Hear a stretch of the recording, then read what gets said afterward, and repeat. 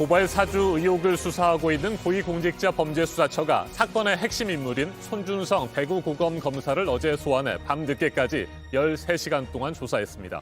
지난달 20일과 23일 체포영장과 구속영장을 법원에 잇따라 청구했다가 기각당한 뒤 처음으로 손 검사를 부른 겁니다. 손 검사는 지난해 4월 총선을 앞두고 여권 인사들에 대한 고발장 작성과 근거자료 수집을 지시하고 고발을 사주한 혐의를 받고 있는데 그동안 관련성을 전면 부인해왔습니다. 어제 조사에서도 혐의 대부분을 부인한 것으로 전해졌습니다. 손준성 검사를 공수처가 또 불러서 조사할 수도 있습니다. 오늘은 또 다른 핵심 인물인 김웅 의원에 대해서 소환 조사를 할 것으로 보입니다. 첫 소식 박민규 기자가 보도합니다. 어젯밤 11시쯤 검은색 승용차가 정부 과천 청사를 빠져나옵니다. 손준성 대구고검 검사를 태운 공수처 관용 차량입니다. 이른바 고발 사주 의혹 수사 50여일 만인 어제 공수처는 손 검사를 불러 13시간 동안 조사했습니다. 손 검사가 대검 수사정보정책관으로 있던 지난해 4월 여권 정치인에 대한 고발장 작성과 전달에 관여했다고 공수처는 의심하고 있습니다. 국회의원 총선거를 앞둔 시점입니다. 이때 손 검사가 부하 검사들에게 고발장을 쓰게 하고 이를 위한 자료를 모으도록 지시도 했다고 공수처는 보고 있습니다. 그 근거 중 하나는 당시 미래통합당 후보였던 김웅 국민의힘 의원이 제보자 조성은 씨에게 텔레그램 메신저로 고발장을 보내면서 남은 손준성 보냄이라는 문구입니다. 고발장 초안을 누가 썼는지 또 김 의원에게는 어떻게 전달된 건지 공수처는 어제 조사에서 집중적으로 캐물었습니다. 손 검사는 그동안 고발장 작성과 전달에 관여하지 않았다는 입장을 유지해왔습니다. 어제 조사에서도 직권남용과 공무상 비밀 누설 등 자신이 받는 혐의를 전면 부인한 것으로 전해집니다. 공수처는 윤석열 전 검찰총장과 한동훈 검사장 등 이른바 윗선의 지시가 있었는지도 확인하고 있습니다. 그러나 앞서 지난달 23일 손 검사에 대한 구속영장을 청구하면서 고발 사주 의혹에 관여한 검찰 간부들과 실무자 이름도 특정하지 못했습니다. 그동안 소환이 여러 차례 무산되고 체포영장과 구속영장 기각을 거치며 첫 대면 조사를 마친 만큼 공수처는 손 검사를 추가로 불러 조사할 가능성이 있습니다. 공수처가 손 검사의 공범으로 보는 또 다른 핵심 인물인 김웅 의원도 오늘 공수처에 출석할 걸로 알려졌습니다. 다만 공수처와 김 의원 모두 소환 일정에 대해서는 확실한 답을 내놓지 않고 있습니다. JTBC 박민규입니다.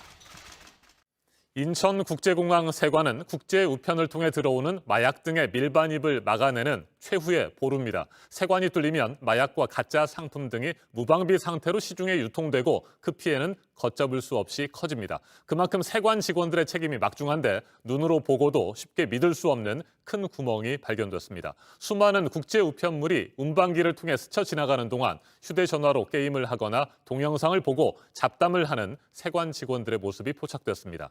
해당 영상을 제보한 내부 고발자는 근무 태만으로 의심되는 행동들을 보다 못해 최근 5개월 동안 매일 촬영을 했다고 밝혔습니다. 정아람 기자가 보도합니다. 지난달 인천공항 국제우편세관. 관세청 직원이 고개를 숙이고 휴대전화를 보고 있습니다. 뒤늦게 자리에 앉은 다른 직원도 자리에 앉자마자 휴대전화를 집어듭니다. 40분짜리 영상에서 직원들은 30분 넘게 휴대전화만 보고 있습니다.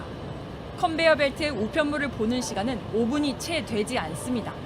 여기는 해외에서 국내로 들어오는 국제 우편물이 가장 먼저 거쳐가는 곳입니다.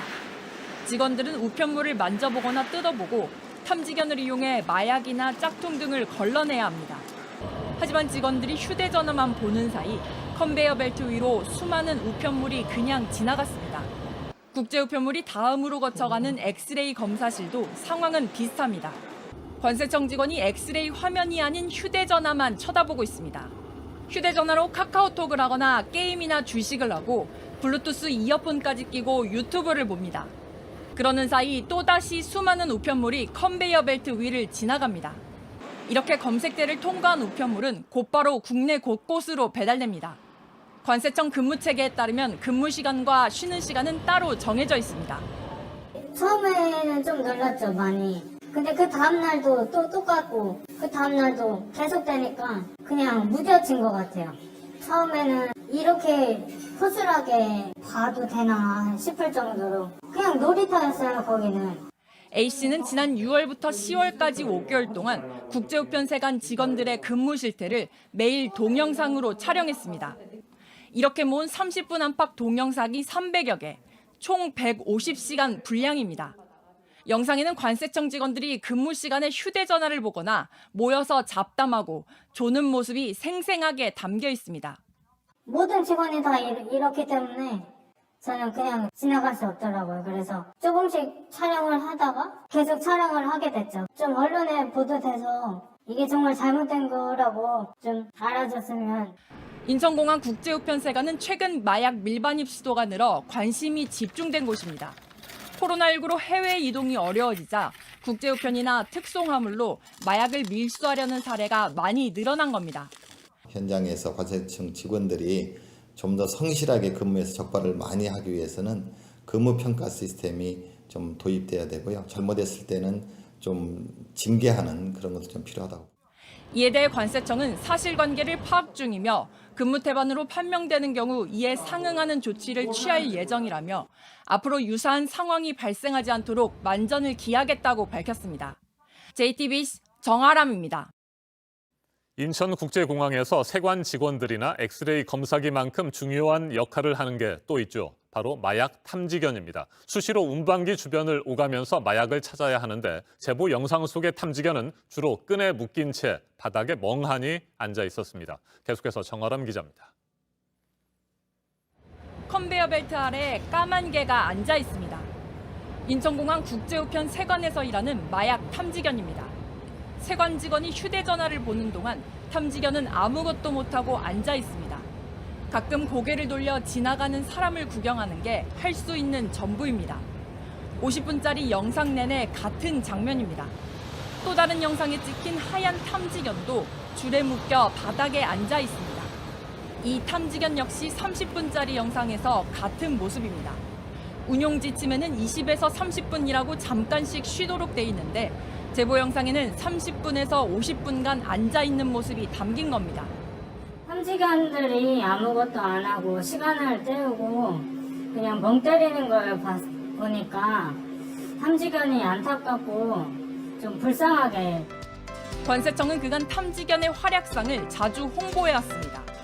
탐지견 훈련센터 운영 예산은 2018년 3억에서 올해 15억으로 훌쩍 뛰었습니다. 올해는 훈련시설 구축공사와 탐지견 경진대회 등으로 예산이 크게 늘었다는 게 관세청의 설명입니다. JTBC 정아람입니다. 이산화탄소보다 더 온실 효과를 낸다는 메탄을 앞으로 10년 동안 30% 줄이겠다는 합의가 유엔 기후변화협약 당사국 총회에서 나왔습니다. 온실가스를 마구 배출해온 선진국들의 책임 있는 행동에 대한 목소리가 높은 상황에서 미국이 때맞춰서 이 메탄 배출 관련 대책을 내놨는데요. 임종두 특파원이 전해왔습니다. 유엔 기후변화협약 당사국 총회 참가국들이 산림과 토지 이용에 관한 선언을 채택했습니다. 전 세계 산림 파괴와 토지 황폐화를 더는 방치하지 않겠다는 약속입니다. Conserving our forest and other critical ecosystems is an indispensable piece of keeping our climate goals within reach. 산림 보호와 복원을 위해 190억 달러, 우리 돈 22조 원이 넘는 기금도 조성하기로 했습니다. 우리나라와 미국, 영국 등 100개 나라가 넘게 참여했습니다. They've made a landmark commitment to work together to halt and reverse deforestation and land degradation by 2030. 각국 정상들은 앞으로 10년간 메탄 배출도 30% 줄이기로 했습니다. 메탄은 이산화탄소와 함께 기후변화에 영향을 끼치는 대표적 온실가스입니다. 문재인 대통령은 한국의 동참뿐만 아니라 다른 나라의 감축도 돕겠다고 말했습니다. 개발도상국들이 메탄 감축에 참여할 수 있도록 정책과 경험, 기술을 공유하고 다양한 지원과 협력을 추진해 나가겠습니다. 때마쳐 세계 2위 온실가스 배출국인 미국은 연방정부 합동으로 메탄 감축 대책을 발표했습니다. 석유와 가스업계의 시설 30만 곳이 석 달마다 점검을 받도록 하고 부산물로 나오는 메탄의 대기 중 배출을 금지하는 내용이 담겼습니다. 가시적 조치를 보여줌으로써 기후변화 대응의 주도권을 확보하려는 의도로 풀이됩니다. 워싱턴에서 JTBC 임종주입니다. 아프가니스탄 카불의 한 군 병원 인근에서 폭탄이 터지고 총격전이 벌어져서 사상자가 나왔습니다. 20명이 넘게 사망하고 50명이 넘게 부상을 입은 것으로 전해졌습니다. 최근 아프간에서 테러를 이어오고 있는 이슬람 극단 무장단체 IS가 벌인 일이라는 보도가 나왔습니다. 박지훈 기자입니다. 아프가니스탄 수도 카불 도심에서 연기가 뿜어져 올라옵니다. 현지 시간 2일 정오 무렵 카불 군병원 입구에서 폭탄 한 발이 터졌습니다. 잠시 뒤 근처에서 또 한 발이 폭발했습니다. 목격자들은 2명의 테러범이 자살 폭탄을 터뜨렸고 다른 테러범들이 병원에 진입해 총을 쏘았다고 전했습니다.